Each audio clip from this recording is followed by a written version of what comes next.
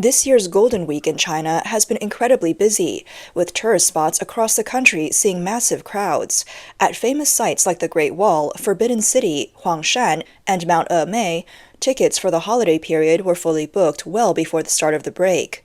Everywhere you go, tourist sites are packed with people, leading to issues like traffic jams, overcrowding, chaos, and even trouble finding restrooms. One person commented online, "Every scenic spot is just blocked with people. Traveling always feels like walking into a trap. Who can fix this?" Some users have compiled a list of the top 20 most crowded spots across the country, with people packed shoulder to shoulder wherever you look. Shanghai Disneyland, Badaling Great Wall in Beijing, Quanzhai Alley in Chengdu, Gulangyu Island in Xiamen, Orange Isle in Changsha, Jiefang Bay in Chongqing, the Wild Goose Pagoda in Xi'an, Westlake in Hangzhou, Lijiang River in Guilin, Tianmen Mountain in Zhangjiajie, Zhangqiao Pier in Qingdao, Yellow Crane Tower in Wuhan, Old Town of Lijiang, Leifeng Pagoda at Westlake, Confucius Temple in Nanjing, Suzhou Gardens, Huangshan Scenic Area, Jiuzaigo Scenic Area, Wuzhen Ancient Town, Mogao Caves in Dunhuang. On the first day of the Golden Week, more than 20,000 people climbed Huangshan. Recently, a tourist shared on social media that many visitors went there to watch the sunrise but couldn't afford a hotel. It was freezing outside with strong winds, making people shiver. They crowded into indoor spaces, and even the restrooms filled up quickly. The White Cloud Hotel on the mountain had no rooms left, so the hallways were packed with people. There was barely any space to walk.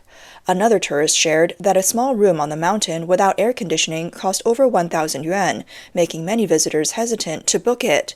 Some even ended up spending the night in public restrooms on the mountain. Videos show people huddled in corners or lying on the floor in thick jackets covered with blankets. The video sparked a lot of discussions online, with many people expressing disbelief, saying that they couldn't imagine sleeping on a restroom floor. Some blamed poor crowd control, while others felt helpless about the chaotic tourism situation. One person jokingly said, "I'm embarrassed to admit that my National Day trip involved sleeping in a restroom for 6 nights." Today's video is sponsored by Aura. According to national public data reports, over 2.9 billion records have been stolen by hackers. These include addresses, birthdays, social security numbers, and phone numbers. A friend of mine recently had her bank account and personal information stolen.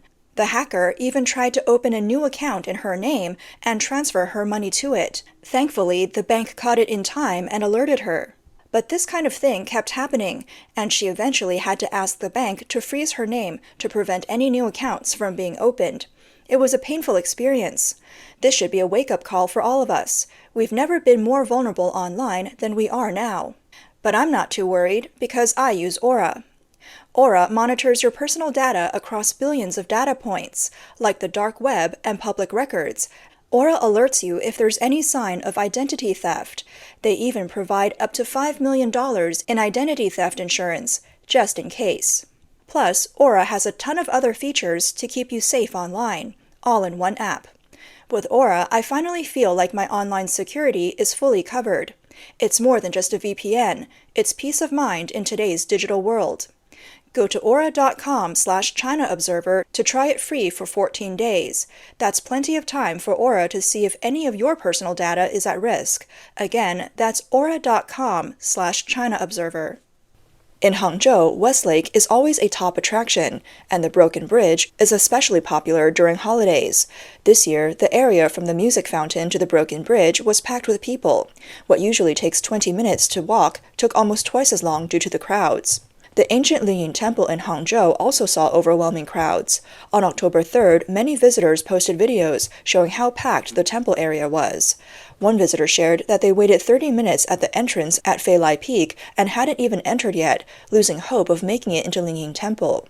On October 2nd, a man wearing wooden clogs and carrying a paper umbrella decorated with cranes live-streamed from Westlake. Passerbys criticized his attire, saying it looked Japanese, and accused him of being unpatriotic. The argument escalated. The live streamer argued back, saying, "What's wrong with wearing wooden clogs? Is it illegal? Does wearing them make me look unpatriotic? Tea originated in China and became popular in Japan, so does that mean we can't drink tea anymore in China?" The crowd started chanting for him to take off his shoes, and even security joined in. The situation only calmed down after the vlogger called the police. This incident stirred up a lot of online debate. Fortunately, some people pointed out that others were just using patriotism as an excuse to vent their frustration with life. According to the latest data, as of October 3rd, Westlake had received 982,700 visitors, a 56% increase compared to last year. Free Parks attracted 753,000 visitors, a 70% increase compared to the previous year. During the 7-day holiday, Beijing also experienced a tourism boom. The influx of visitors not only filled the Forbidden City, but also swarmed popular sites like the Great Wall, Xiangshan, and Tiananmen. Even the subway felt suffocatingly crowded, with some people saying it was hard to breathe. The Baodaling section of the Great Wall was completely packed with tourists during the holiday. It was so crowded that people could barely move. Many were left wondering, are we here to see the scenery or just people? Beijing was overwhelmed with out-of-town visitors, and Shanghai was not far behind. During this year's Golden Week, areas like Nanjing Road and the Bund were so crowded that people were practically stuck in place. Forget about enjoying the Bund's views, you'd be lucky just to count heads. Many onlookers worried about the possibility of a major stampede. On October 2nd to the 4th, the Jiuzhaigo Scenic Area in Sichuan reached its maximum capacity of 41,000 visitors each day. It wasn't surprising that Jiuzhaigo was this popular. Many people had predicted that it would be a top destination during Golden Week, especially with the new high-speed rail line making it more accessible. Of course, with the increase in tourists, tempers tend to flare. Crowded boardwalks can easily lead to disputes. Just a few days ago, a fight broke out between tourists, which was briefly shared on social media but has since been deleted. A well-known host posted online, venting about the chaos at Jiuzhaigo. He had driven over 1,000 kilometers with his parents, hoping to relax once they arrived, but instead they couldn't even find the official parking lot, and there was no staff to guide them. The parking fees were outrageously high. Things quickly worsened when they tried to visit a performance, only to be repeatedly charged for parking. Frustrated, the host called the complaint hotline, hoping authorities would address the issue, but the police and traffic wardens just passed the responsibility back and forth. Angrily, the host said, "Is Jiuzhaigo filled with bandits? This is what paradise on earth looks like?" His post resonated with many people, with some saying these problems have existed for over 20 years. Others joked that perhaps the area had once been a bandit hideout. Similarly, Mount Emei in Sichuan also reached its maximum tourist capacity. On October 1st, the scenic area welcomed over 29,000 visitors, a 115% increase from the same day last year. By October 2nd, the number of visitors had hit the 36,000-person limit. One person shared that they started climbing Mount Emei around noon on October 2nd and reached Lake Dongping at 4 a.m. the next day. With constant rain, many tourists huddled at the bus station for shelter, lying on the ground. The person remarked, "Are these people refugees? It looks so pitiful. It's like we paid money to suffer." The Terracotta Army Museum remained a global tourist magnet during the holiday. Despite light rain on October 1st, visitors continued to flock to the site. However, with such large crowds, it was nearly impossible to get a clear view of the terracotta warriors, let alone take a photo at pit number 1 without people in the background. One visitor shouted, "Let the terracottas walk out themselves, we really can't see them." On the first day of the holiday, the museum welcomed over 50,000 visitors. Other scenic spots in Shanxi also experienced visitor peaks, with some places fully booked. Due to the hotels around the airport being completely full, some tourists were forced to stay at the airport overnight. All the hotels at the airport are fully booked, so we'll just make do here for the night, camping out at the airport. The sleeping bag is so warm, I'm sweating already. This year's Golden Week holiday has brought huge crowds to Shanxi. But recently, Xiaoxi-Tian has also faced heavy criticism, trending on social media for all the wrong reasons. Many visitors complained that the site was too remote, and after traveling a long day, they were disappointed by how small and run down it was. The experience left many frustrated, with long lines and poor facilities. People on site even started chanting together, "Bad review." Xiaoxi-Tian, also known as the Qianfu An, is a Buddhist Zen temple located on the top of Phoenix Mountain, just west of Xixian, Shanxi. Since it's a religious site and not a tourist attraction, it can't be expanded, leading to the crowding at the entrance.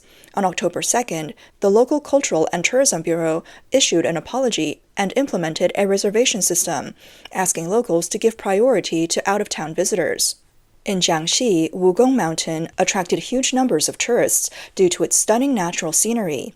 A drone video shared by a user showed crowds of people, with someone joking that it looked like 1 billion people were on top of the mountain. The large influx of visitors caused concerns that while it's easy to climb up, it's difficult to come down.